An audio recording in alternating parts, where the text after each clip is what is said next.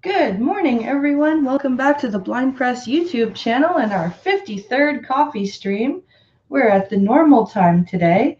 I just have Alex with me. Well, he's upstairs. His fever broke late last night, so I'm just keeping him home for one extra day just to be safe. But we have Logan back at school, so I'm just doing the coffee stream at the normal time.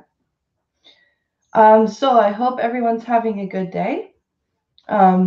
We've got no dryers running in the background right now, and we've got the correct microphone hooked up, and got a bunch of news that's going to make me really, really mad. So I hope we're going to have a good day. It should be fun. So let's say hello to Gunfox and Jacob Navo. I think those are the only ones who have said hello so far. Yep. So far, those are the only two people who have said hello. So we'll just say hello to people as they come in.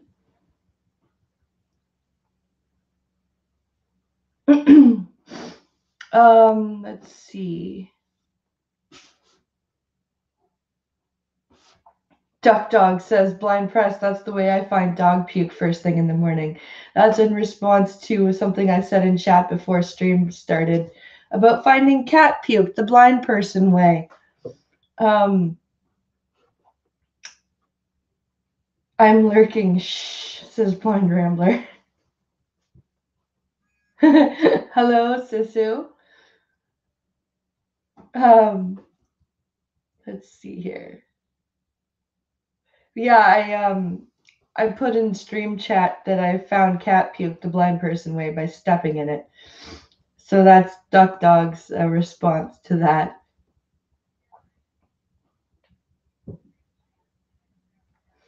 So let's open the Twitter DMs because I've picked some rage-inducing stories today. Sent by Gunfox. And I found one myself actually on Twitter this morning. So I've included that one.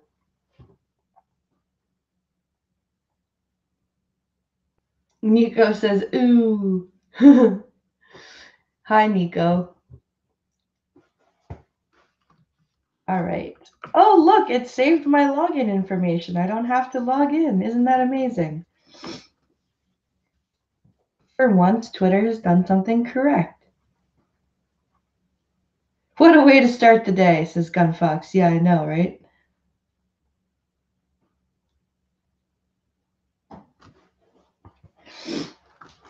All right. Let's get to the news.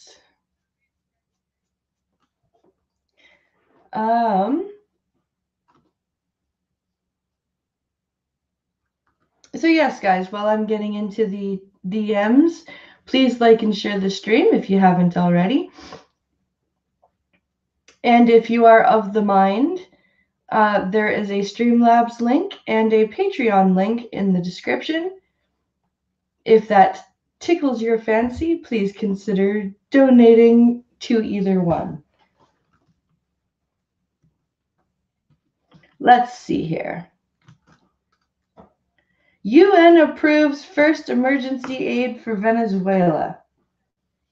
$9 million only. I don't know what $9 million is going to do. I'm raging at this dude on Twitter, says Nico. Nico says, I'm raging at this dude on Twitter, trying to tell me that immigrants don't take jobs, or illegal immigrants don't take jobs, and no jobs are the rich's fault when I've seen them take like 10 at McDonald's. Yeah. It's true. We see this all the time up here in fast food. Um, and they hire people who literally cannot speak English. So you try and place an order and they do not understand what you are saying to them. Hi, Mr. Misanthropic. You ask for, like, you go to, talking to those type of people is like talking to a wall, says Gunfox. Yeah, unfortunately it is. But you go to these fast food restaurants up here, like up here, Tim Hortons is a big staple in Canada. And a normal coffee order, people will order double cream, double sugar. And you'll go and you'll ask for a large double, and a lot of times now you'll get people who don't understand the language and they have no idea what you're asking for.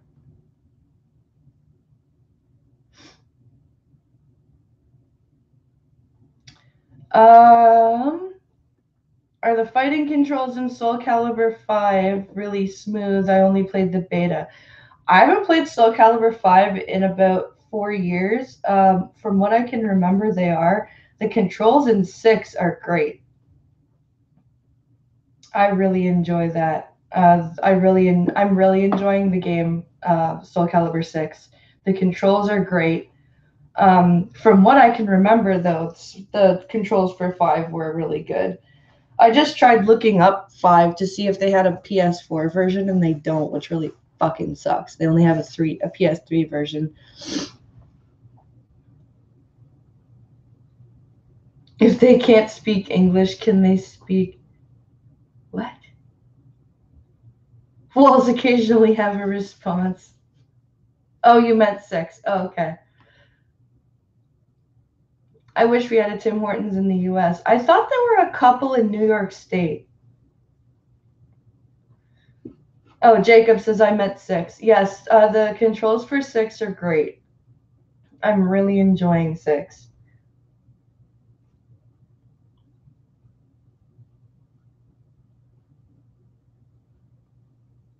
Yeah, if I'm not mistaken, there's a couple of Tim Hortons is in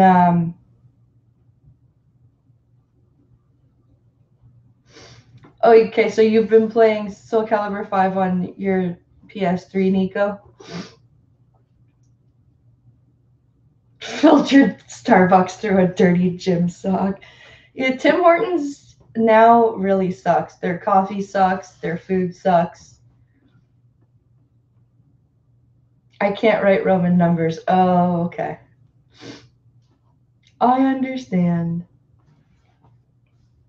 All right, so let's read about how the UN's going to give $9 million to Venezuela and in the hopes that that will do something.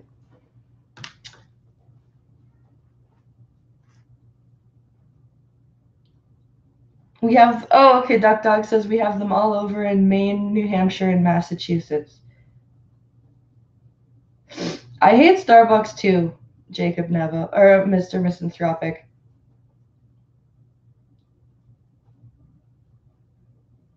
Last time I had it was 2006-ish. Yeah, it sucks now, Mr. Misanthropic. The coffee sucks now. Remember, Star Trek Online is free on PS4. Oh. I like the Soul Calibur with Spawn in it. That was 2. And that was the original Xbox version. They had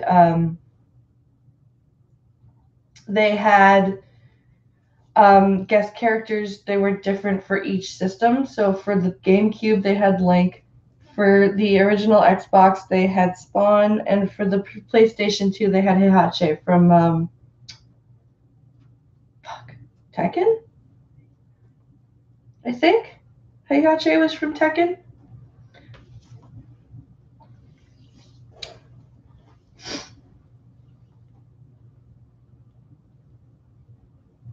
Starbucks coffee always tastes burned. It does. Yeah, Soul Calibur 2 on GameCube was Link. That partnership with Burger King killed the quality starting in about 2012. Yep. Yep, it did. And as soon as I found out, and no one wanted the PS2 version. Yeah, as soon as Burger King bought Tim Hortons, I was like, oh, well, goodbye. Goodbye, quality. All right, let's read about this UN aid here. Link. Heading level 1. UN approves $9 million in aid for crisis-stricken Venezuela. You are link. Stephanie Nevahay. You are currently on link. 3-minute read. Link. Geneva. File photo. Geneva/Caracas. Reuters. The United Nations on Monday announced $9.2 million inches health and nutritional aid for crisis-stricken Venezuela, where hunger and preventable disease are soaring amid the collapse of the country's socialist economic system. $9.2 million in health and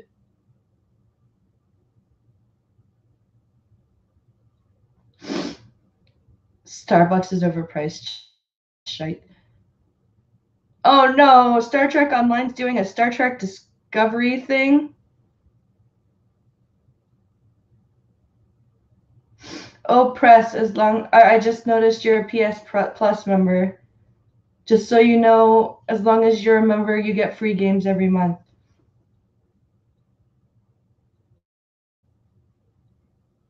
Oh, that's cool. I wonder what games I can get. I saw Tekken is like $66 and it's 41 gigs. That's a huge fucking game. Soul Calibur was only like 10.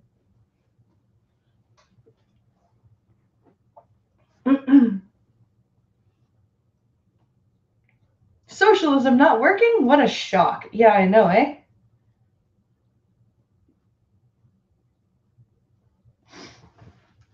File photo. It is the first UN emergency funding for the government of President Nicolas Maduro, which blames the country's economic problems on U.S. financial sanctions and an economic war led by political adversaries.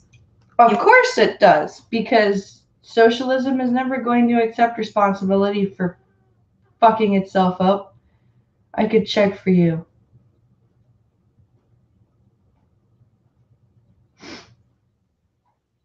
Wait, remind me, what are you checking?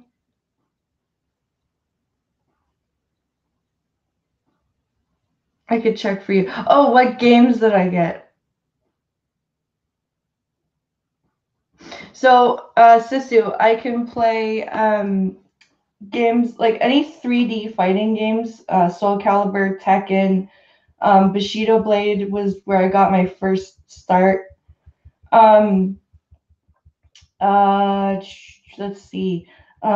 There are some games like I had help, like I had my family members help me like walk through Zelda with me on the N64. Fallout 76 is a massive failure. Yes, it is. I have a terabyte, Jacob Navo.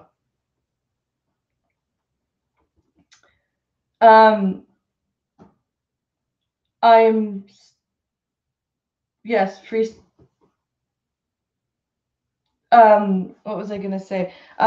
Somebody wanted me to try Bloodborne. I'm not sure if I could play that. I want to get my hands on Mortal Kombat X. And Tekken 7. There would be there's a few games that I'd like to try. I do want to try Star Trek Online, but if they're gonna fucking pull a Star Trek Discovery event, I don't know if I want to. Then I'm good on memory. And then you're good on memory. Yeah, I've got a. Yeah, with Venezuela's inflation rate, $9 million would be able to get you a cup of coffee. Yeah, probably. Probably true. Government critics celebrated the move as a recognition by Venezuelan authorities that the country faces a humanitarian crisis, something Maduro has denied in the past, and a step toward treating a population starved of basic services. Yeah, do you really think the government's gonna distribute that $9 million? Ever play any text adventure games? Do you find those fun at all? Not really.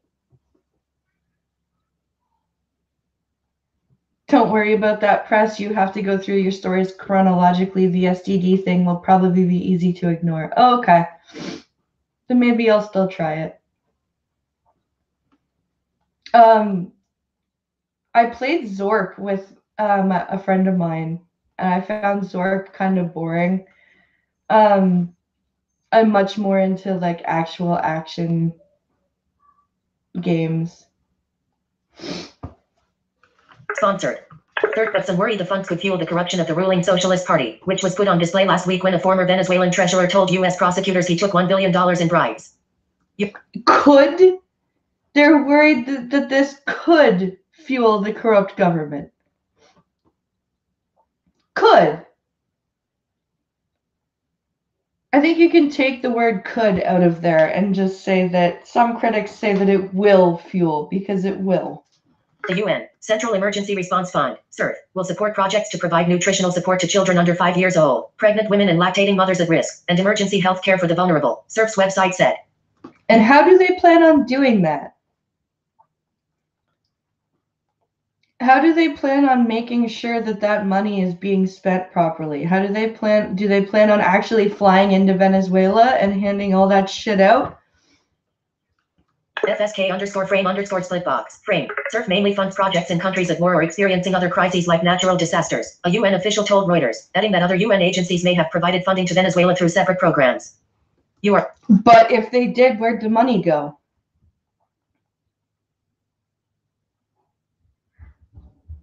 One game you could keep in mind for family is Monopoly. Okay.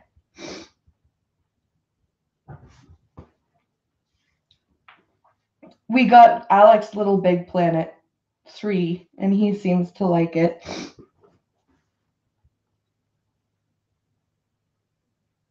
$9 million would be less than 30 cents per person. Jesus. That's supremely unhelpful. Venezuela's information ministry did not immediately respond to a request for comment. Of course not. Aid for Venezuela's crisis has until now been focused on South American nations that have received most of the 3 million Venezuelans who have left the country amid a mass exodus since 2015. CERF's website shows it has provided $6.2 million for Venezuela's regional refugee and migration crisis. Only $6.2 million for Venezuela's refugee crisis.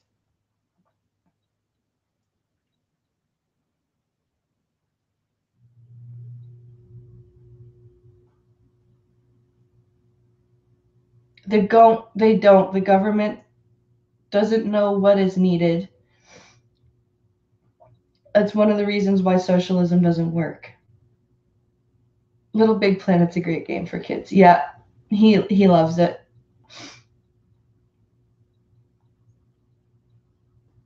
If you go back and listen to my first PlayStation broadcast, you have Alex trying to say thank you for Little Big Planet, because we used some of the money that you guys donated to get him that. So he was trying to say thank you.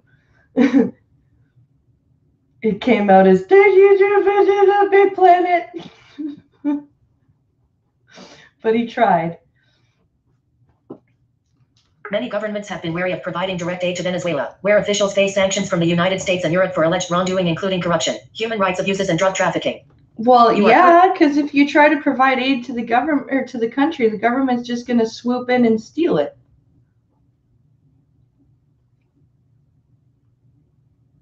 It would be easier to have the Fourth Fleet go in and provide medical care than to have a government change. Yep. Is Pincalo enjoying Spider-Man? Yes, he is.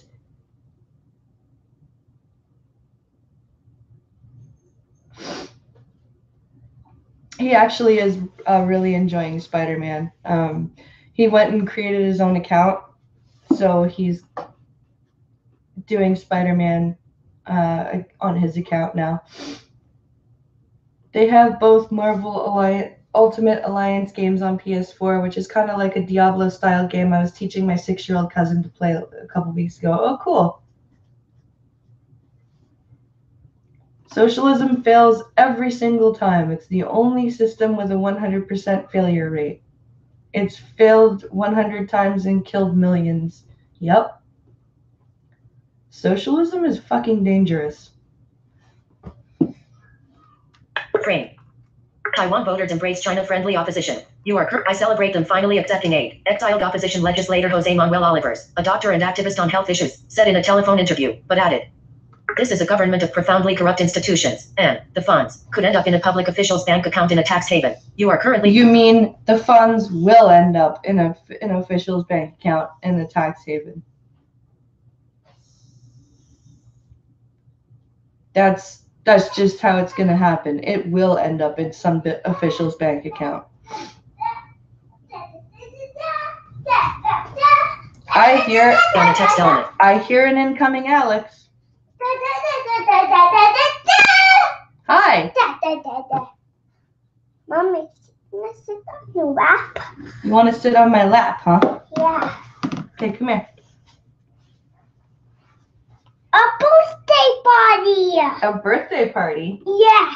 It's awesome. Mommy, it's pizza day. Tomorrow is pizza day. Why? Because today is not pizza day. Why? Because it's Tuesday. Tuesday? Yes, pizza day is Wednesdays. No, it's not. Yes, it is. It's not. It is. And it's not. It's Mom. What is? It is pizza day. No, tomorrow is pizza day. It is pizza day, Mom. We love you. I love you too. How good is the day? Look, me put a mountain here. A mountain here. No, don't put the remote down there. How? Because that's not where the remote goes. How? So it's up to yours. Can you say hi to chat? Hi, Sat. Sat. I did it. I don't. Why don't you go take the remote upstairs? How? But you want a movie. Okay, so go watch a movie. No, I'm some help. You need some help? Yeah. It's upstairs. You need some help going upstairs and putting on a new movie? No, I'm some help. I'm some help. With what? Oh, it's my movie. It's my movie. It's upstairs. It's upstairs. Socialism equals failure. You are absolutely correct, Gunfox. Okay, I'm going to go put the story's over. So I'm going to go put, I think Alex's movie is over. So I'm going to go run and put on a new movie for him. No, not on a new movie. Not that on a new movie. No. What do you want? You want Max and Ruby again? No, that's a movie. What movie do you want? That's a movie. Okay, hold on. I will be right back, guys.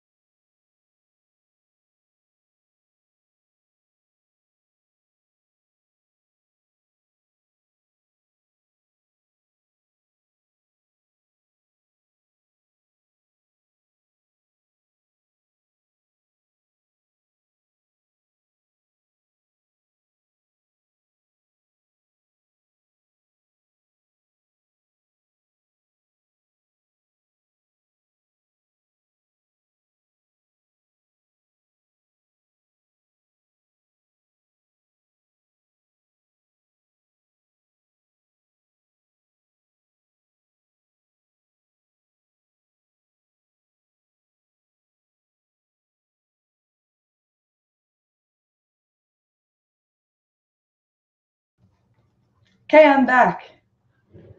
Sorry about that. All right, let's get back into the news. We finished our story about Venezuela. Elevator music, yes. He needed help with getting his show back.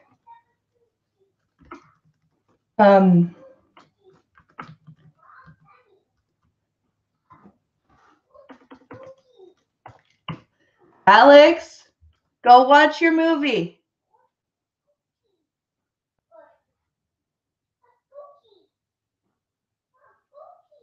Cookies? What about cookies? No, thank you. Go finish your crackers.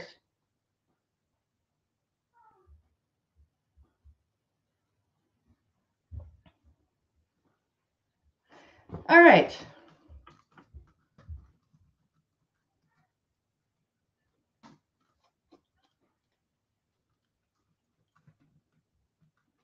Now,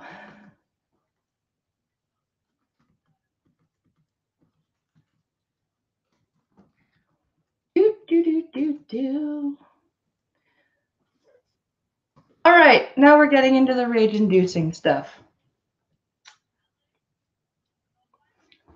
Here's a story from Gunfox. Florida gamer allegedly rapes girl while player listens on other end.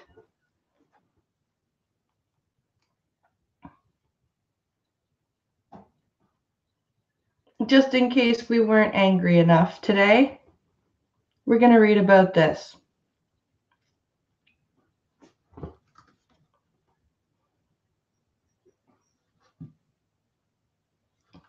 All right.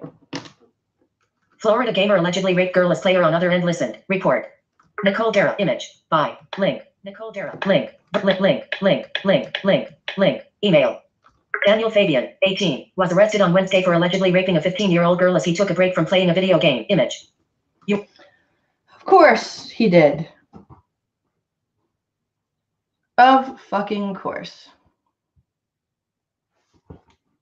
Daniel Fabian, 18, a Florida video gamer, was arrested Wednesday after a fellow gamer allegedly overheard him raping a teenager. Daniel Fabian, 18, was playing a video game in June when he told another player he was going to take a break to smash a 15-year-old girl who was at his home. You are current. Now, is there actual audio of this? Did the other gamer call the police right away? Link. Fox 13 reported. Citing an arrest affidavit. Fabian reportedly left the game but left his microphone on. The other player told police. The gaming witness said he heard the girl at Fabian's house yelling no, before Fabian rejoined the game 15 minutes later. Okay, so this gamer did tell the police. Good on him.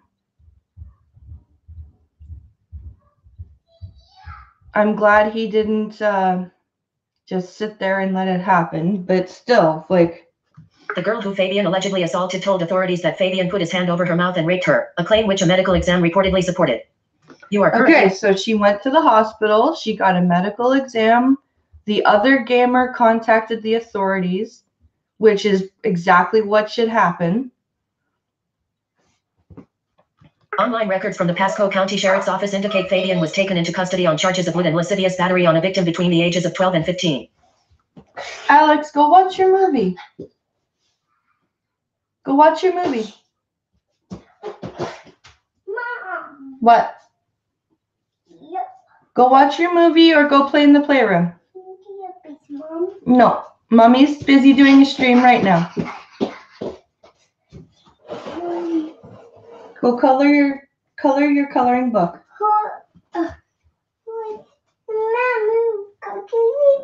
Yeah, it's on the floor. Wait. On the floor in here. It is gone. No, it's not. It's in Daddy's office. No, it's in here. Why? Because that's where you left it. How? Mom, no, but I still got a big book. Why? Why, Mom? Because Daddy bought you one. A new one? Yes. Why? Go watch your movie, sweetie.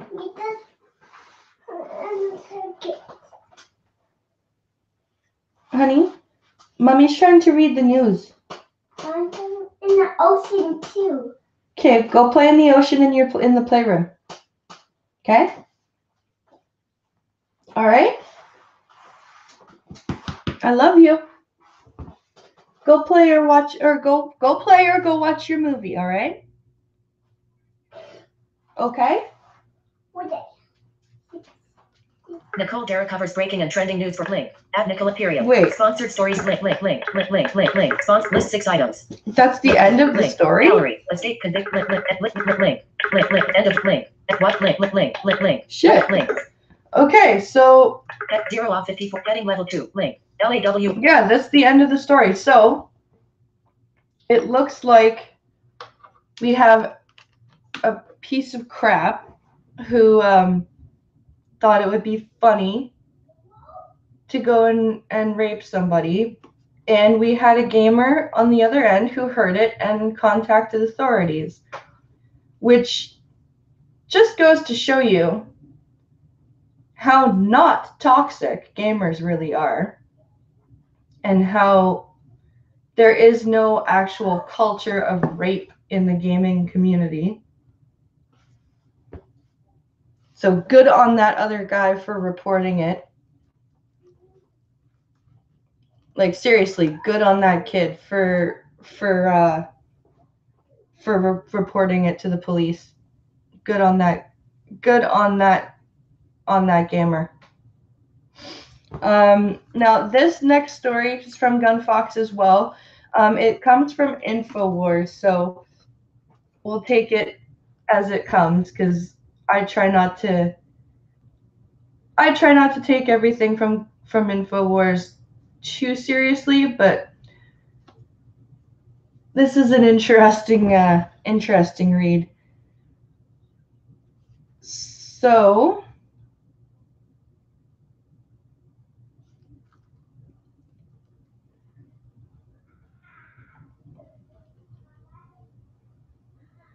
what happens when you make teens abstain from alcohol, drugs, even Call of Duty? Inside, the kids only rehab that treats video games like cocaine. So that's on a what text element. Link. this story is about. Semicolon November 25th. End of main.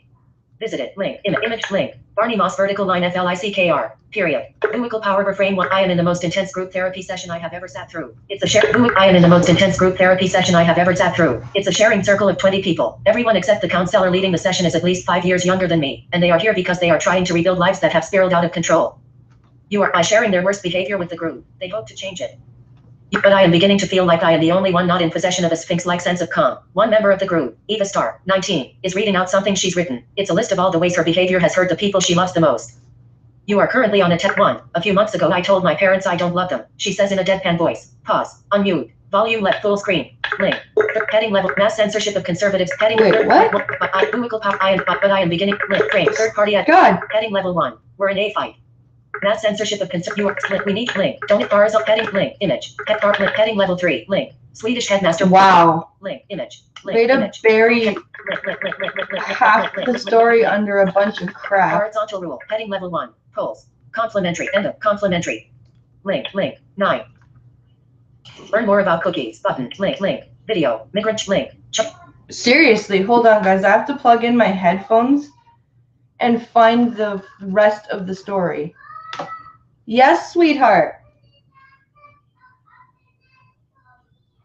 Pardon? Pardon, sweetheart?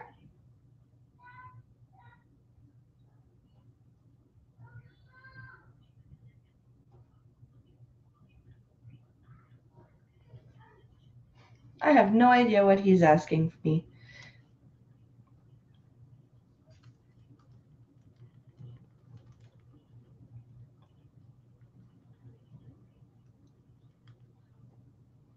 Yeah, it's buried half the story. Oh, it's under a read more tag. Okay, I've got you now. You tricky bastard. Freaky bastards.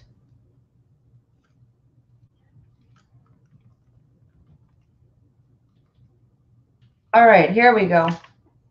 A few months ago, I told my parents I don't love them, she says in a deadpan voice. I hurt them a lot by saying that.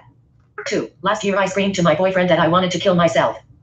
You are current. The list goes on and on. Eva recites many things she seems to think she has done wrong. Not showing her feelings, being a perfectionist, lacking self-discipline. She doesn't brush her teeth. She doesn't play sports. Sometimes she doesn't shower. I am struck by Eva's honesty, and by the end of her reading, I'm starting to feel quite sorry for her. You are Kira, the counselor leading the session, addresses the circle. You are who has some feedback. Let's see some hands, she says. Ethan Starr. You are Ethan, a 17-year-old in skinny jeans, turns to Eva. I wonder if he is about to offer some words of support. I'm tempted to just say something obvious like, good share, or whatever, says Ethan, brushing his hair across his face. But what were the consequences of your perfectionism? It's a bad thing if you take it to the extreme. But did you really do that? Did it make your life unmanageable? I think so, replies Eva, cautiously. Her feet are crossed underneath her chair, and she is looking from person to person. 20 pairs of eyes silently return her gaze. You are currently on a text element. What the hell is this? Like, this is weird.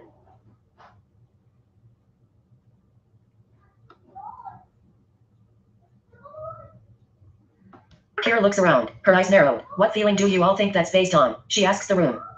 You are currently on a text element. There is a pause. Then another teenager, Thomas Starr, breaks the silence. Why does everyone have the last name Starr in this article? Why can't the author be more original? I know he's trying to give them anonymity,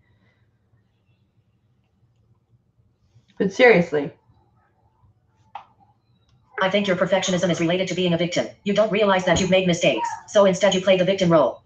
You are currently on it. My palms are pressed under my legs, and I notice that they are hot. My phone vibrates noisily. It occurs to me that I haven't checked it in an hour, and I have to consciously suppress an urge to grab it. I am anxiously holding my breath as I look at Eva. Eva's mouth is moving. In the silence, it is possible to hear her making faint pop-pop noises, as if she is about to speak. At first I think she is upset. I sit on my hands and watch, wondering if she is about to cry. My phone buzzes again. I remove it from my pocket without thinking and instantly replace it. You are currently on it, but Eva does not cry. She does not say anything at all. The room watches her silently. I begin to suspect that she is not upset at all. She is actually furious. Kira turns back to the group. You are currently on it. Who here feels self-pity? She says. You are current. What is this? Like a victim? Who else here? What the hell? Are you trying to say that gamers are perpetual victims? The room erupts into a chorus of sure and absolutely. You are currently on a text element. Do you want to change? Kira asks Eva. Yes, I want to change, says Eva, a hint of indignation in her voice. Are you aware that your behavior was all about getting attention? Kira says to Eva. There is a pause. Not yet, Eva says quietly, but I'm going to learn. You are currently on a the clinic is set in an imposing mansion with sweeping grounds in Holland. Figure. Yes, we BBC3. Yes, we can youth clinics in Eindhoven, the Netherlands. Yes, Image. we can youth clinics. Yes, we can youth clinics. Really? BBC3/T. The clinic is set in an imposing mansion with sweeping grounds in Holland. The clinic at 2 hours earlier. I had just arrived at Yes We Can, a mental health facility located down along tree-lined boulevard in a quiet corner in the south of the Netherlands. As my taxi approached its imposing black gates, the trees framed a large estate with sprawling, well-manicured grounds. This pristine, cuboid mansion could have been made out of pixelated blocks in Minecraft, or provided the setting for a level of Hitman, the long-running game series in which you play an assassin who ruins glamorous parties by garroting the waiting staff and dropping a chandelier on the host. There is a reason video games are on my mind. This clinic is for those aged 13-25 only, and people come from all over the world for its specialist treatment in mental health problems including screen addiction and other behavioral issues that the medical community is unsure of how to classify, let alone treat. Many of the people attending say they are addicted to their smartphones, social media, or video games. You are currently on a text element. So 13 to 25-year-olds who are addicted to video games and screens. All right, then. For the first time this year, the World Health Organization has accepted that they might be right. In June, it formally accepted. Link. Gaming disorder. Into. Link. The International Classification of Diseases, ICD. Gaming disorder is a disease now? Really?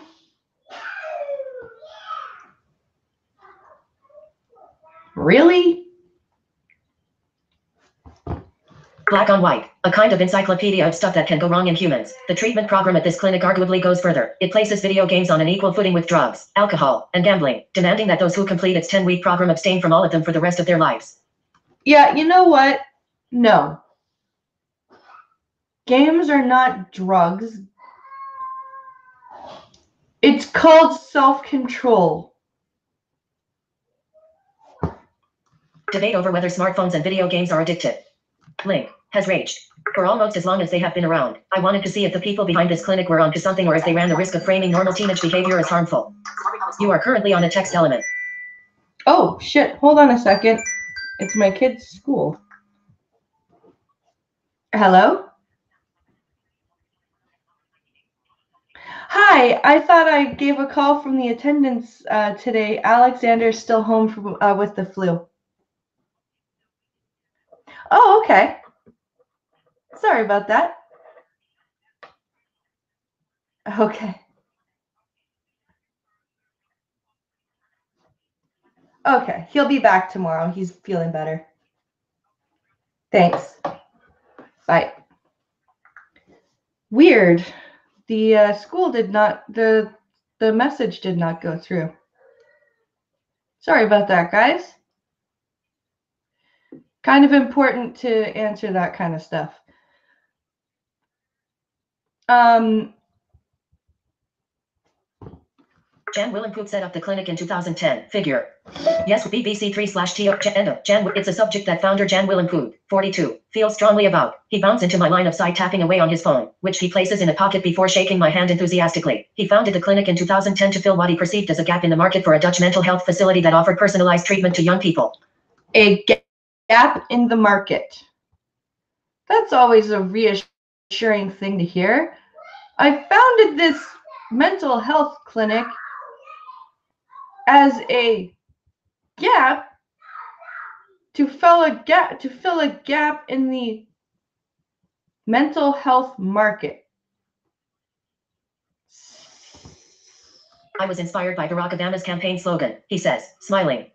You are currently. Wait. I was inspired by Barack Obama's campaign. I was inspired by Barack Obama's campaign slogan. So he's actually he's telling the truth. He actually said that he was inspired by Obama. Okay.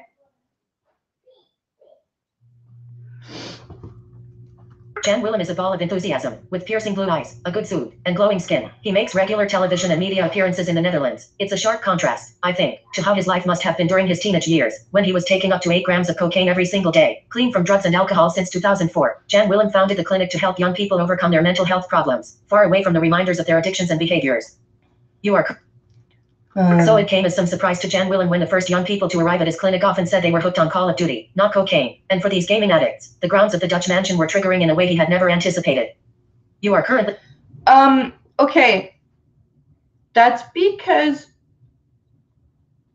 my theory is that a lot of parents let their small children, play video games that are more geared towards older kids and adults. And they don't explain what reality versus fantasy is.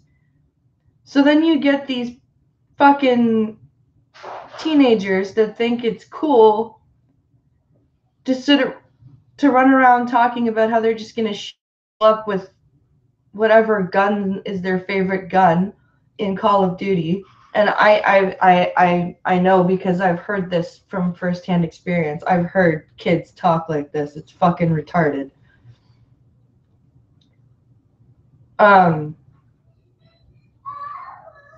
Yeah. Every week we go on a hike in the woods, says Jan Willem, wide-eyed, and we had multiple kids saying, this looks exactly like I'm in a game of World of Warcraft or Battlefield, or whatever. They were imagining that, behind every tree or rock, an enemy was lurking, or that behind every hill a whole army was coming. You are currently on. Jan Willem may not have understood video games, but he had a pretty good grasp of how addiction could warp your world. Physical and emotional abuse had helped nudge him towards drugs and alcohol as a 12-year-old, he says. From the age of 18 to 27, he tried countless treatment approaches. There were 4 years in rehab, a revolving cast of around 30 psychologists and psychiatrists, multiple diagnoses, ADHD, depression, a form of autism, and numerous relapses. I hated psychologists. I hated psychiatrists, he says. Everybody who came too close to me, I would push them away. You are current.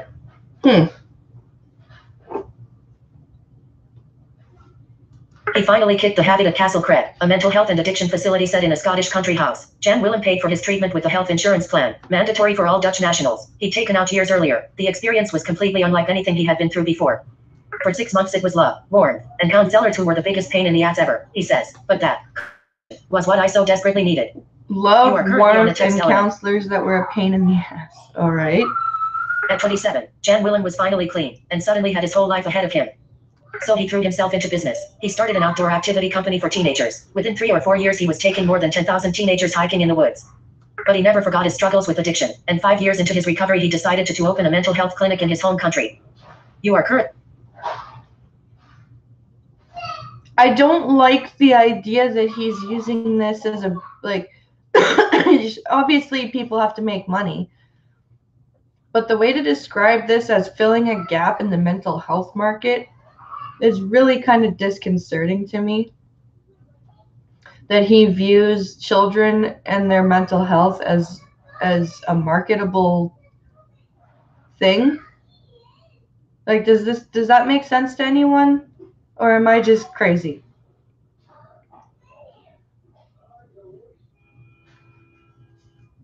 Yes, we can start it as a facility for 120 Dutch nationals, whose places are paid for by a mix of insurance companies and local government. The Netherlands has a healthcare system that is entirely state-funded for under 18s, with the means tested contribution for uninsured low-earning adults. In August 2017, they welcomed 24 fee-paying internationals for the first time, and the UK has become their biggest global customer. You are currently on a text element. Sorry about not seeing chat, guys. My phone,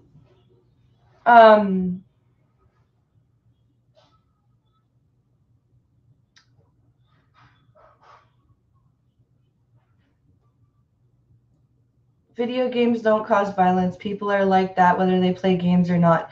My phone wasn't showing me the chat. When I was little, I was convinced Goma from Zelda lived under my school. Got in trouble because a friend and I said we were going to check it out at night. Oh, Cog's Twitter was banned again.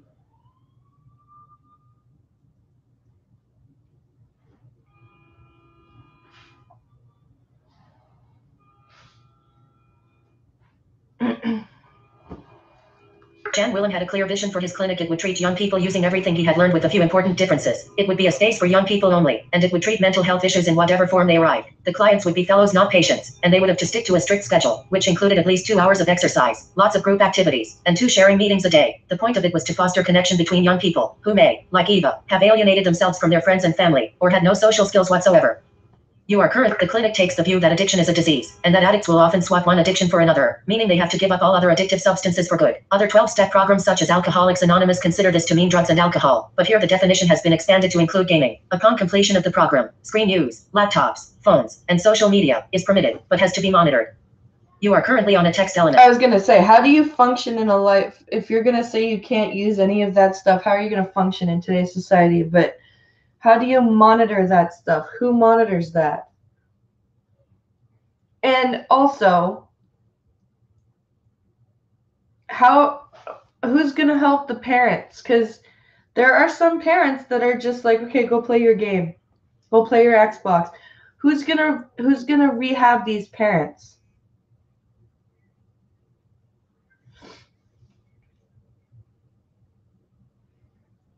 Yes, but drugs and alcohol become physically addictive. Video games do not. Exactly. Link. Stefan handles communications for the international wing, which houses young people from more than 15 different countries. He greets me outside the front door. The NHS does not provide funding for young people from the UK, so the 10-week residential program costs 50,000 British pounds. It's like quite a lot of money, I say. You are... Ow, 50,000 pounds?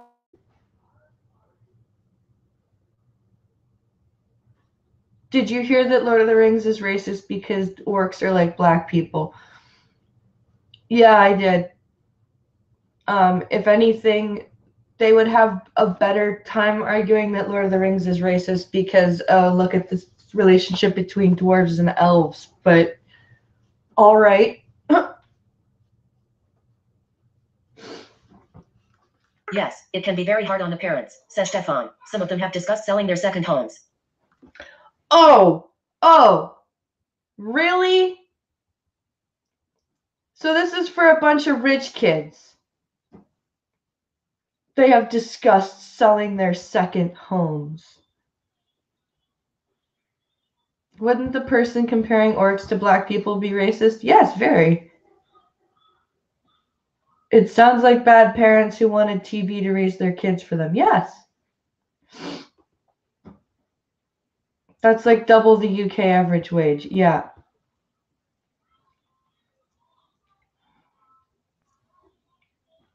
But seriously, oh yes, it's very expensive. Some of the parents have considered selling their second home. Well, you know what? Maybe if your kid wasn't such an entitled fuck, they wouldn't be this much of a shithead.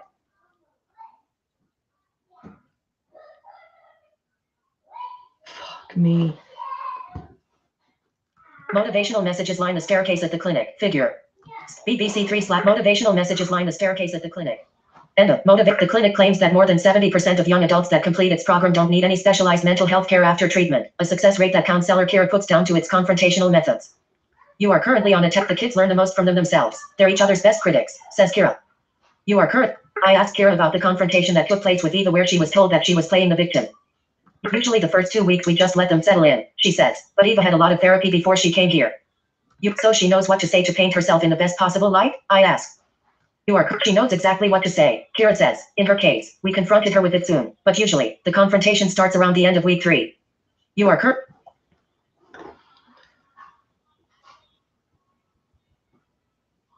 Who needs more than one home? I don't know. It's rich kids with bad parents and no self-control. Yup, Mr. Misanthropic, you hit the nail right on the head.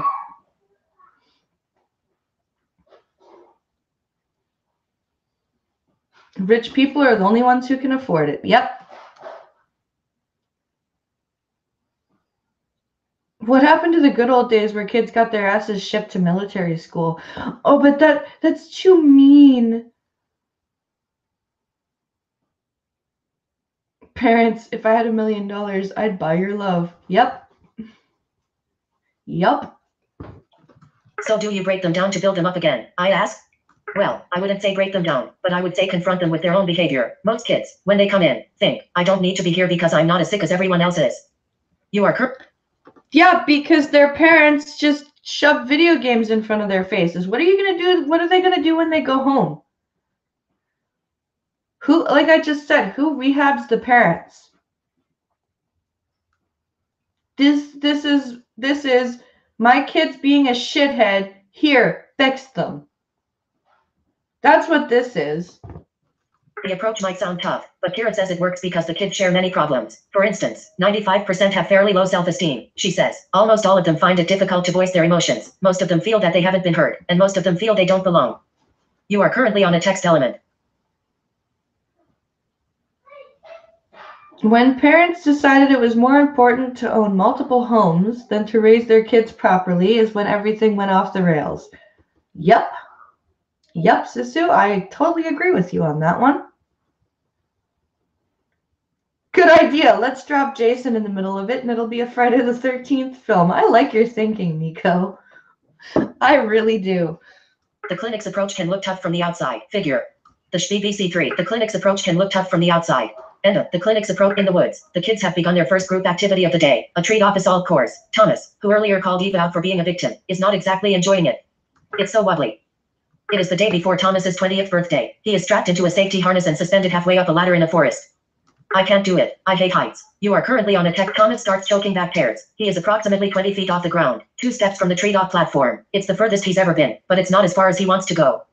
You can do it, Thomas, shouts James, from London, who is here to address issues including drug use, partying, and violence. James is tackling the course in reverse. To up the challenge, he has also been blindfolded. I watch as he arches his leg like a pony, stretching for the swaying platforms in front of him. Eva, who started the course a little earlier than Thomas, is ignoring the wooden platforms and making her way through the course using the guide ropes that connect them. You are currently on a tech. Thomas climbs back down the ladder. Eva, Thomas climbs back down the ladder and rubs his face. I walk over to him. At more than 6 feet tall, he towers over me. He's breathing heavily, his cheeks pink. I ask him why he has come here. You are currently on a text.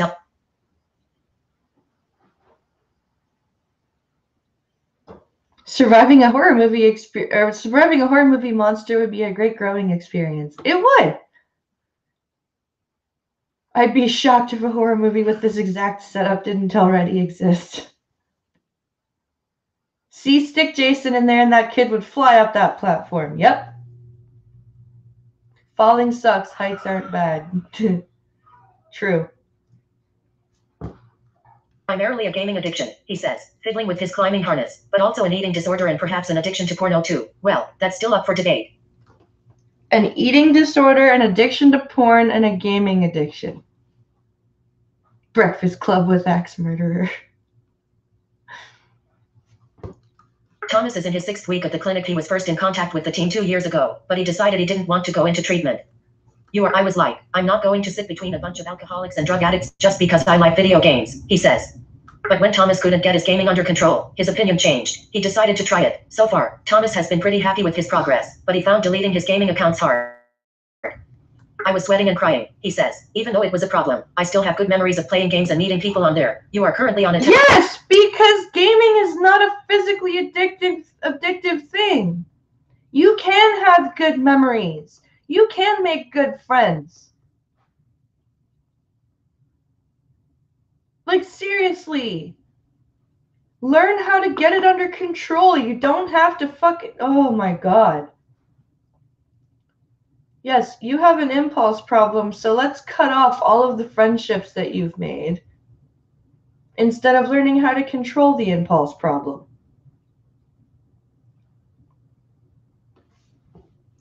Over the last 6 weeks, Thomas has learned to enjoy being outdoors, something he rarely experienced when he was gaming for 16 hours a day. Okay, yeah, he has a problem. Why can't you teach people to just fucking time management and self-control? Yep. Some of us met our significant others through video games. Yeah. Some of us had built our, like, not built our relationship around, but some of us would have lost a relationship if they hadn't decided, hey, let's see what this game is actually like, and played it with them. Like, there are good things through video games. Like, people meet each other, make good friendships, make relationships, help each other. Like, it's called impulse control, and like Mr. Misanthropic said, time management, self-control.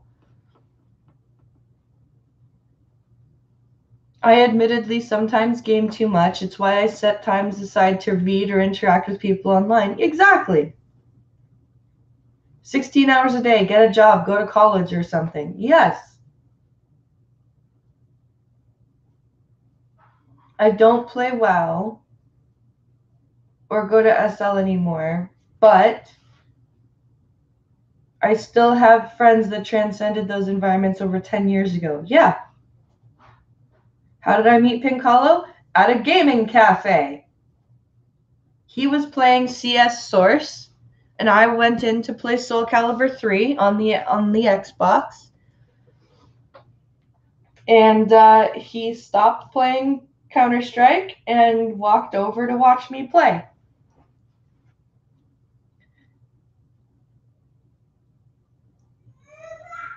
So if it wasn't for video games, Pinkalo and I wouldn't have met.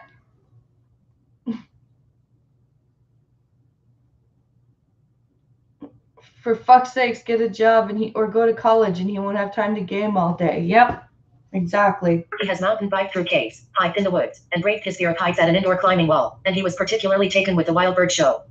I fully expected that to be kind of lame, he says, but it was so much fun. They pulled out a bald eagle. It was beautiful. I am impressed by Thomas, who seems thoughtful, self-aware, strong and vulnerable. At an age when many other 19-year-olds are in their first few years away from home, drinking and partying to excess, he is imagining a very different future to the one he was facing even a year ago. I know that even if I'm completely happy in my life, I can't start drinking alcohol, he says. That's the thing here. If you're addicted to gaming, you're not allowed to ever drink again either. What the? Okay, so if you're addicted to gaming, you're also not allowed to drink ever again. Even though that might not have ever been a problem for you.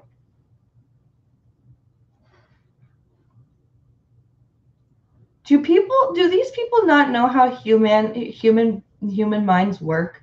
The more you say you can't have something or can't do something ever again, the more the human brain is like, but I want to. I want to really badly. Like,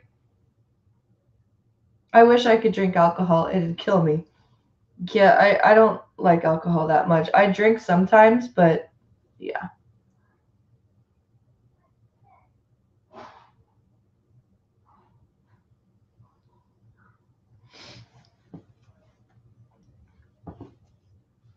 Still, Thomas seems to be enjoying himself. Half an hour later, the kids are in a makeshift karaoke booth that they have built out of wooden beams, rope, and a tarpaulin. I marvel as Thomas grabs the mic and performs a perfect rendition of Rap God by Eminem, a 6-minute, 1,500-word rap that features some of the rapper's fastest verses. The other kids cheer him all the way through. You are currently on the Treetop Assault course as a challenge for some figure. JB, the Treetop Assault course is a challenge for some. End of the treetop is there is something about watching the karaoke that I find strange for reasons I don't immediately understand. Then I realize it's obvious. This is a group of teenagers and 20-somethings who are completely sober, singing in a tent in broad daylight. In this moment, they seem younger than their age, and I almost forget that they're all dealing with their own issues. Okay.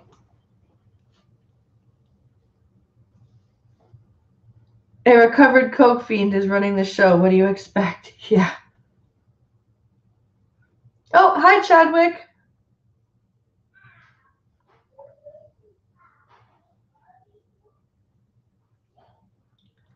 My pancreas can't handle alcohol. Oh, okay.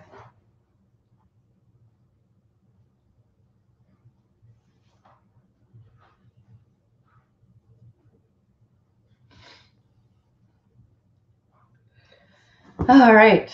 As young people from wealthy families able to afford private treatment, the international fellows are in some ways fortunate. People from disadvantaged backgrounds face a of mental health link, higher risk of mental health problems, and far fewer treatment options. While the Dutch government funds treatment at the clinic for people from all backgrounds, the NHS does not have an arrangement in place with Yes We Can. The clinic's £50,000 price tag puts it on a par with some of the UK's upmarket residential rehabilitation facilities, like Salad Favorite the Priory, placing it well out of the reach of all but the wealthiest. You are currently on, and there is mounting evidence that young people of all backgrounds in the West are facing a crisis in mental health. In recent years, there has been a sharp increase in anxiety disorders and depression. Statistics released this week by NHS England show that nearly 1 in 4 young women have a mental illness, with emotional problems such as depression and anxiety the most common. The number of referrals to child and adolescent mental health services in England has increased by 26%. Over the past 5 years, Education Policy Institute research suggests Professor Jean Twenge suspects there may be a common denominator in her book. Over the past 5 years, Education Policy Institute research suggests Professor Ragin, the psychology professor, argues that teen behaviors and emotional states underwent a dramatic change after 2012. That year, she wrote, also happened to be exactly the moment when the proportion of Americans who owned a smartphone surpassed 50%. You are currently on a text. Well, maybe if we stopped saying that, telling people that everything they did was special.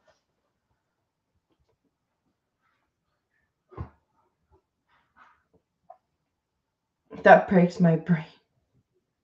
You're in the woods and you're playing karaoke? Yeah, I know, right?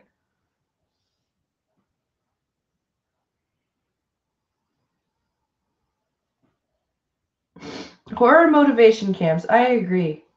Get Jason there. Get some Deadites. You're not gonna stick around on the ground. But yeah, if we stop telling everyone that they're special all the time, and then like them finding out that they're not special, that's why they get so anxious all the time.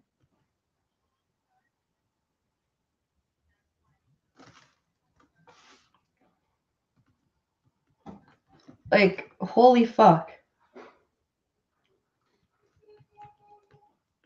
This absolutely ridiculousness. I don't understand.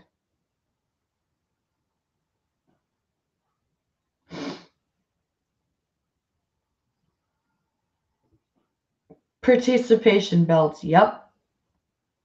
Everyone gets a participation belt. Everyone gets a trophy.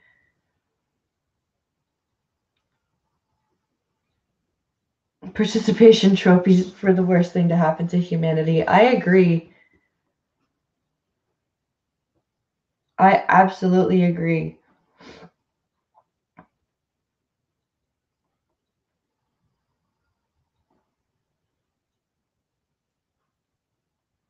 All right, I've got one last story for you guys today. And it's absolutely the most anger-inducing that I have found. It's from the Federalist.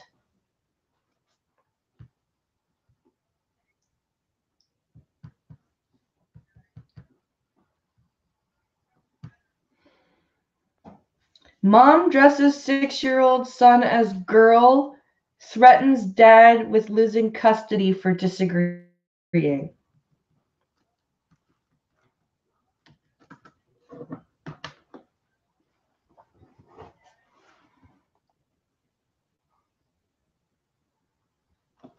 Share to Facebook. Add this sharing cyber. Add this sharing. Copyright. Be lovers of freedom and anxious for link. Subscribe. Share more. End of. Add this sharing. Facebook. Twitter. Google. Add the end of. Mom dresses six. Mom dresses in mom dress. Where's Visit this it. Link. Image. thing? Link. Heading level 2. Visit. Link. In their divorce, 6-year-old James is caught in a gender identity nightmare. Under his mom's care in Dallas, Texas, James obediently lives as a trans girl named Luna. But given the choice when he's with dad, he's all boy. His sex at birth. You are currently in their divorce proceedings. The mother has link charged the father with child abuse for not affirming James as transgender, has sought restraining orders against him, and is link seeking to terminate his parental rights. She is also seeking to require him to pay for the child's visits to a transgender affirming therapist and transgender medical alterations, which may include hormonal sterilization starting at age 8. At 8? Hormonal sterilization at 8.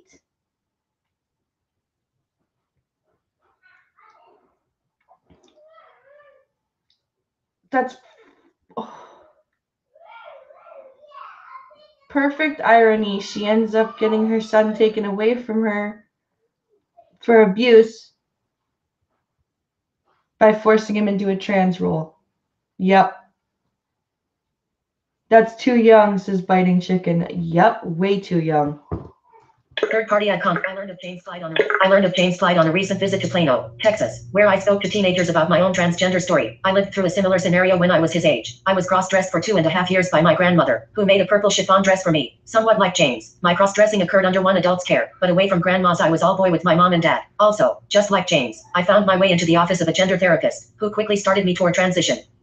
When his mother, a pediatrician, took James for counseling, she chose a gender transition therapist who diagnosed him with gender dysphoria, a mental conflict between physical sex and perceived gender. James' precious young life hinges purely on the diagnosis of gender dysphoria by a therapist who wraps herself in rainbow colors, affirms the diagnosis of gender dysphoria, and dismisses evidence to the contrary. Remove the rainbow from James' diagnosis, and it crumbles under the weight of the criteria for the diagnosis of gender dysphoria. You are currently on a text.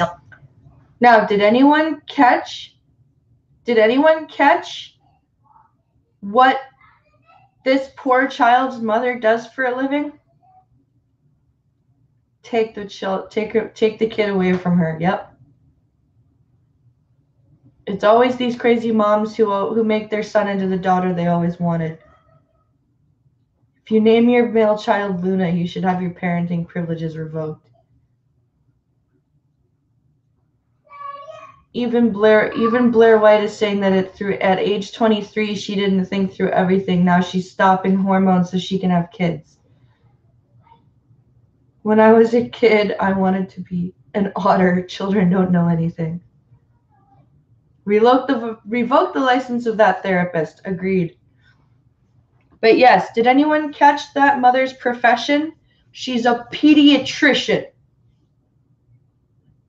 A pediatrician took her 6-year-old son to a gender-affirming therapist to get him diagnosed with gender dysphoria, and is pushing for hormonal sterilization at age 8. A pediatrician. Revoke the license of her pediatric care.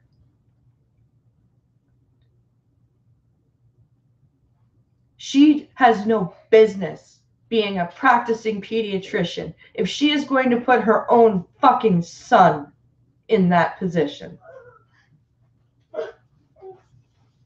Hi, buddy. What's that? Ow. You okay? Mom.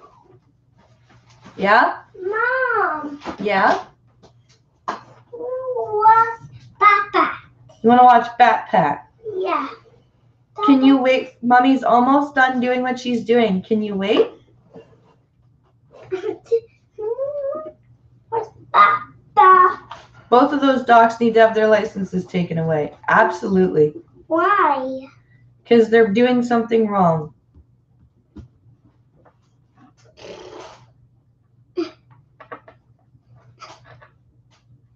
Hi there, Ragin. Alex, please stop messing around with my stuff. Why? Because I asked you not to play with my plugs. Me want it too. Well, I love you too, but I still asked you not to play with those plugs. The noise. No, those. What is that? Papa. It's dangerous. My girlfriend was on hormone blockers from 14 to 18. Mom. And I worry about what effects that could have on her. Yeah? No cookies, no peace. I'm gonna put that back. No play with. Stop! I'm gonna put that back. No, don't plug that in. It doesn't go there. Why? Because that's because it doesn't go there. Why? Why, Mommy? What you? All assumptions are bad, bigot. Stop.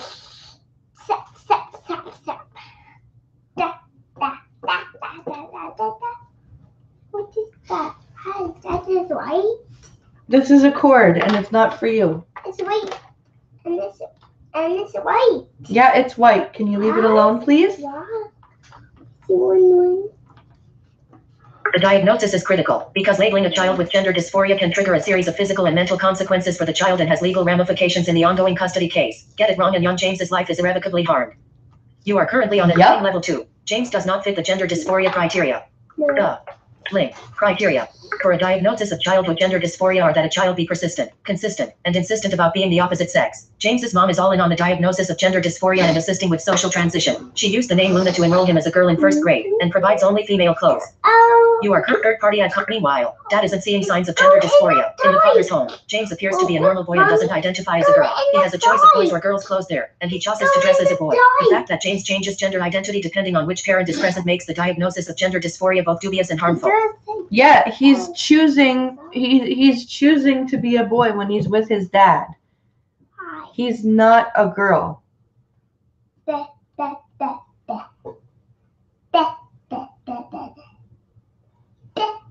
My friend used steroids as a teenager and it jacked up his body terribly, and that's a hormone his body produces. Yes.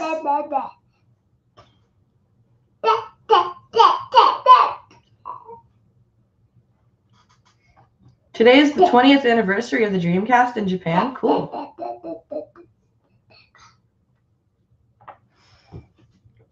The transition therapist has observed that James is not consistent, insistent, or persistent in the desire to become Luna. For example, a dossier filed with the Dallas court says that, under the skilled eyes of the therapist, the child was presented 2 pieces of paper, one with the word James and one with the word Luna, and asked to pick the name he preferred. When the appointment only included his mother, James selected Luna, the name and gender he uses at his mother's home and in his 1st grade classroom. When the appointment was only with his father, however, James pointed to the boy named James, not the girl name. Interesting. Who among us can honestly say we aren't a girl on weekends?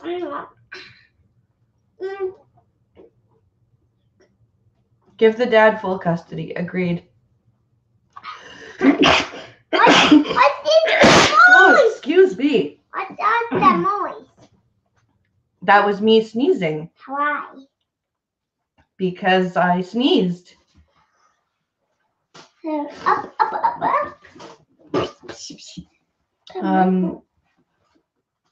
The one thing I wish parents would learn is that boys can like girl things and girls can like boy things without being trans. Mom, Yep. I love you. I love you too. What is that? What is Take that? custody away from the mother. Yep. What is that? I didn't know. What? babes. The glaring disparity between a child's preferred identity when in the presence of one parent versus the other should cause a therapist to reassess, perhaps nullify the diagnosis of gender dysphoria, and terminate any steps toward transition. But in the case of James, this hasn't happened. Heading level 2. Using a little boy as a weapon of war. When James is away from his mother, he consistently rejects the idea that he is Luna girl or that he wants to be a girl, because the court prohibits Dad from dressing James as a boy or from teaching him that he is a boy by sharing religious or science-based teachings on sexuality. Dad presents James with male and female clothing options and James always passes, even insists on, his boy clothes. Dad told me, James violently refuses to wear girls' clothes at my home. This is not a sign of gender dysphoria. Third-party eyewitness accounts from friends corroborate Dad's observations of James preferring to be a boy. Bill Lovell, the senior pastor of Christ Church Carrollton. Link, wrote. Based on the 3 occasions I've spent time with him, I'd say he acts and looks unmistakably like a healthy 6-year-old boy. I am praying for James, an average 6-year-old boy, a sweet-natured, intelligent, lovable and at this point particularly vulnerable young man, caught up in a titanic clash of worldviews. Yeah, this is No. Apa the book?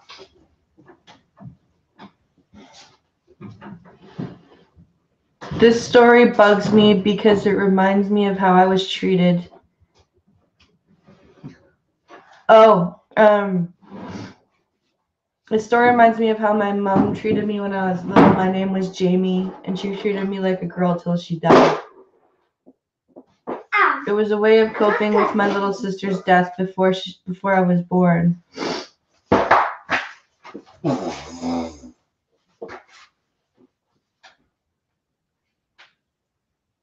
This makes me sick. This court says his father can't teach his boy about facts. Yeah. Well, Blind Press, your title is most definitely not clickbait. Nope. This little boy is being abused by his mother. Yes, Death Hurricane, he is. Absolutely. He absolutely is being abused. Ellen Grigsby shared in an email her observations after meeting James and his fraternal twin brother for the first time. They were both all boy and were having a great time. Both boys were absolutely dressed as boys and behaving as boys. You are currently, Sarah Scott is a family friend and mother of 3 boys who frequently play with James and his brother. She and her husband are sensitive to allowing James to lead the way in gender choices such as names, pronouns, and clothing. I asked her the obvious question, how do you know James does not want to be a girl? Sarah responded in an email with several examples she's seen of James' desire to remain a boy. You are currently on the text. Friday, September 21st. Saturday, October 20th. We all went on a walk to the park. Friday, September 21st. We had the boys over. The boys took turns telling stories and James made up a story about 5 little boys, himself, his brother and my 3 sons, who were such good friends that they magically turned into pumpkins, so they could stay in the pumpkin patch together forever. He didn't say kids. He specifically and happily referred to himself as a boy. Block quote level 1. Saturday, October 20th. We all went on a walk to the park. We had such fun. It had rained the night before. On the walk, James slipped and got his clothes dirty. He asked if he could borrow some of my boy shorts and if I could wash his clothes. I said sure, and went to grab something he could wear. While I was looking, he said, guess what, Mrs. Sarah? You don't need to find a shirt because boys don't have to wear them if you're hot. I laughed and told him I guess that's a good thing about being a boy. He said, yes, it is. Block quote level 1. Saturday, November 3rd. His mother came to pick up the boys to take them to his brother's soccer game. James hugged his dad and said, love you. He refused to go to the soccer game as a girl with mom and stayed with dad. That evening they came to our house. Block quote level 1. You are currently on a text element. This poor kid is not a little girl.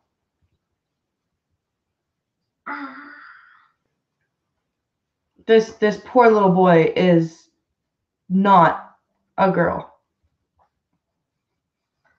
How is the court not on the dad's side? I don't know.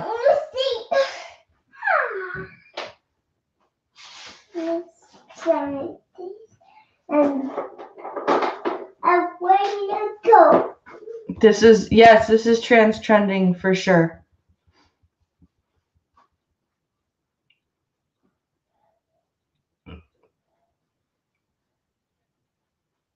Family courts are always biased against the father.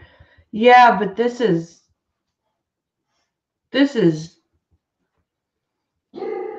demonstrably child abuse.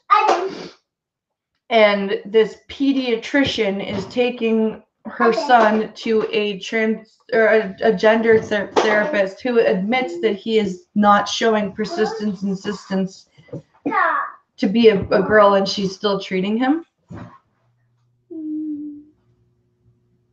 This is a through and through boy, probably going to be an all-American baseball star without his mother's interference. Yep. They want to It should be obvious the mom has an issue she needs to deal with and not take it out on the kid. Yep, Nico, exactly. Well, I will put. No. No. See, there are trans people, but shit like this is what makes everyone question it. Yep.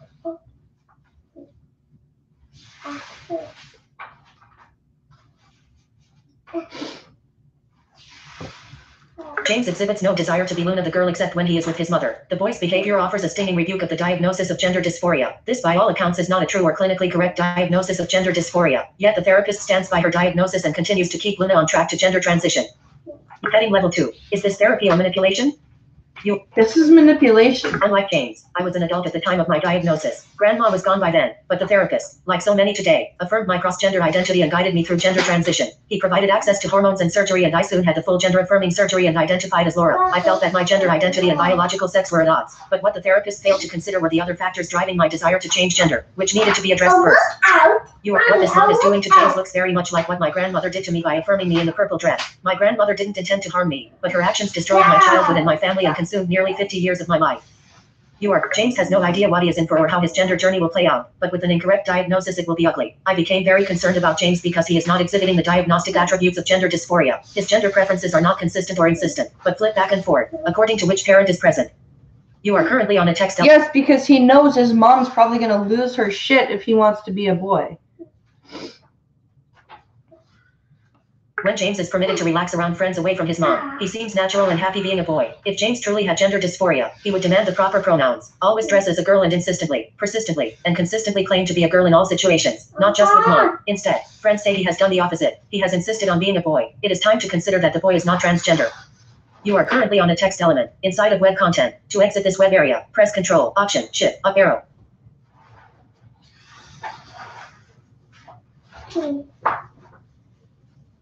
This is still a male that females have to destroy. Yep. I think she wanted a daughter, and is doing everything she can to make sure she had one.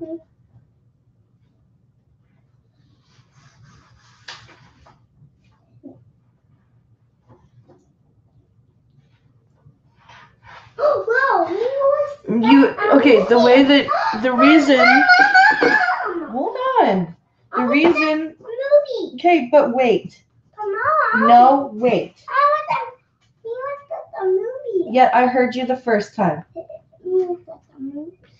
The reason the author is saying that they're concerned that he's not exhibiting the signs of gender dysphoria is because he's been diagnosed with gender dysphoria. A lookout. A lookout? Yeah, it's a lookout. What is a lookout? I've been listening but haven't been able to interact because I'm working. That's fine, Churchy. I would agree that this sounds like mommy wanted a girl and son is trying to please mommy. Yep.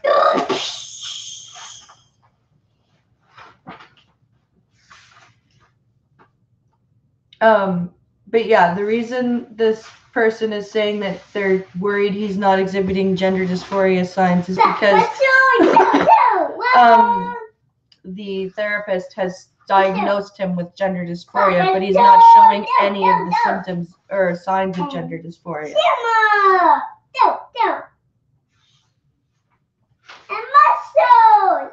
So that's why.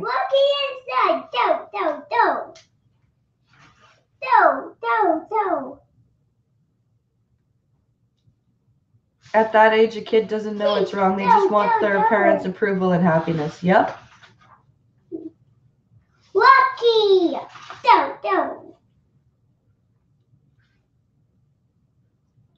I also think that gender dysphoria is a mental illness and has been classified as such. We need to help. We need people.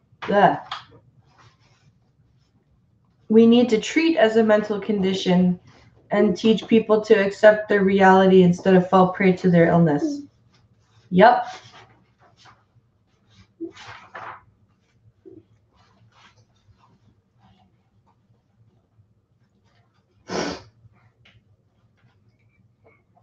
So that was the end of that story, I think. Heading level 2. Misdiagnosing people has horrific consequences. You are currently. Well, we already know that. Misdiagnosis of gender dysphoria happens around the world, and people's lives are harmed when it does. I wanted people to see what I see, that people of all ages have been incorrectly diagnosed with gender dysphoria, so I wrote a book. Link. Trans life survivors, that shares many first-hand stories of misdiagnosis of gender dysphoria and the heartbreaking results. Therapists are taking notice, too, of the increasing prevalence of people detransitioning and going back their birth sex, and suggesting a need for comprehensive psychological assessments, rather than fast-tracking children to transition. An article.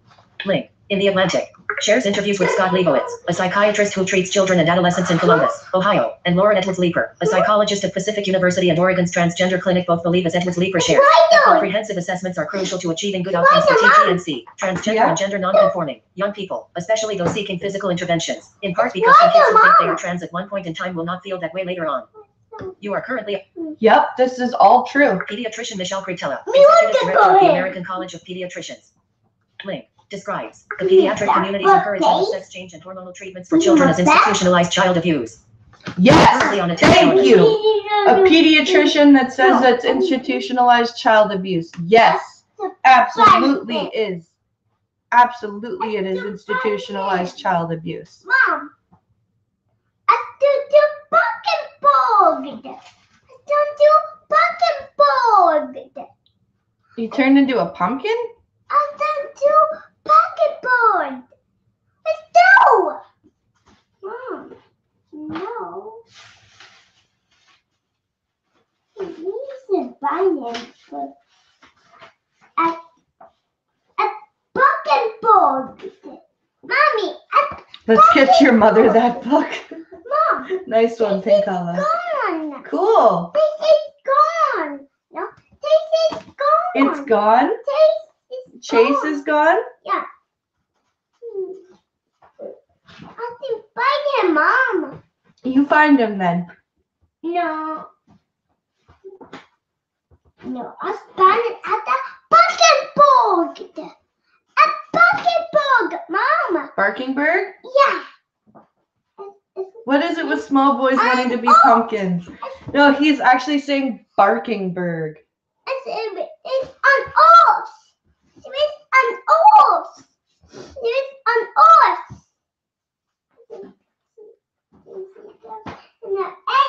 The Pumpkinborg. Yeah, it did sound like he said Pumpkinborg. That's one adorable kid. Yeah, he is. Pumpkinborg, Mama. No, you're just Mom. I'm just Mom? Yeah, Pumpkinborg. Barkingburg? Yeah. Say Barkingburg. It's Pumpkinborg far away. Barkingburg is far away? Yeah.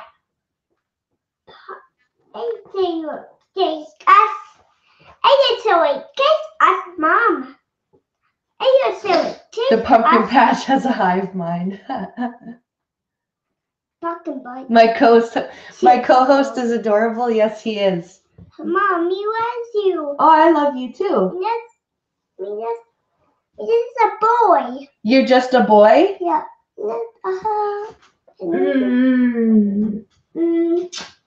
See, Alex knows what he is. Yeah. I still find him. I still find him. Well, guys, that's the last story I had for you guys today.